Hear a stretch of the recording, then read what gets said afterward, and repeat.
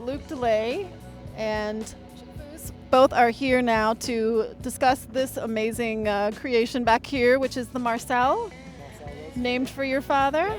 Okay. Would you like to tell us more about it? Yeah, this is based on a late 50s Formula One type car, and it's got all the cues from the Maseratis, Ferraris, Aston Martin, Scarab, and it was one of my dad's favorite cars, or favorite era, and I built it kind of in his honor. That's why we named it the MarCel Roadster. And you had a hand in this as well. Yes, but I'm going to go back a little bit further, because anybody that's familiar with the work that I did in the past at Hot Rods by Boyd, we built a lot of one-off cars. Could never have built those without the help of MarCel and his son Luc and his brother Mark. All those cars, I would design them, build the bucks, take them out, or we'd build the buck together at MarCel's. It's MarCel's custom metal, but the talent that they have, you can see it here. Without them, we'd have never built those beautiful cars at Boyd's, and it was a pleasure. I think one of the greatest things that come out of Hot Rods by Boyd in the time that I was there was my friendship with Luc. Very good.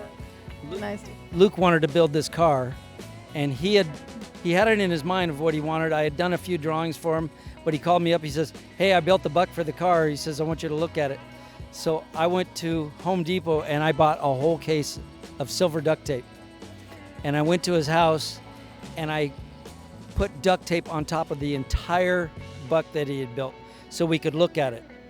And then just quickly looking at it, I knew what we needed to adjust. We moved a couple of the door lines, and just where I wanted the hood to match the deck lid and just some of the radiuses. And then we started designing the details. But it's really a collaboration between the two of us. And if you're familiar with the E-Type Jaguar that I had just finished Of course. a couple years back, Yes. well, we were working on this car at the same time. And this is the plastic prototype windshield that we did for the Jaguar.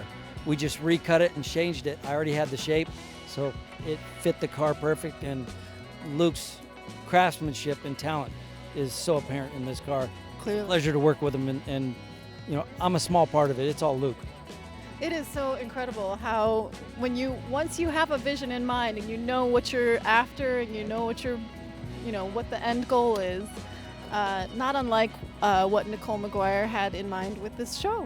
She had a vision, and she really has pulled it. It's an amazing way to benefit Teen Challenge, and it's really neat to make that see that vision forward.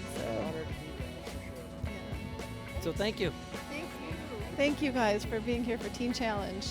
For one, it's Chip, of all things. That's always a good thing. We've been friends forever, so I don't mind that. And if you came to me to build a car, I'd say bring me a drawing. I'm not a designer. I can do it for myself, but I couldn't do it for you because you never know where I'm going. This is such an interesting area. I've been researching this and trying to figure when you can see something in your mind's eye and then actually take that to the physical, tangible realm. Right. That's a big deal. There are not that many people who have the imagination to see something very specific that doesn't exist already anyway, without drop-down menus of... My dad is so good at that part. For me, that I struggle a little bit, but I love how this came out, and with Chip's help, of course, so.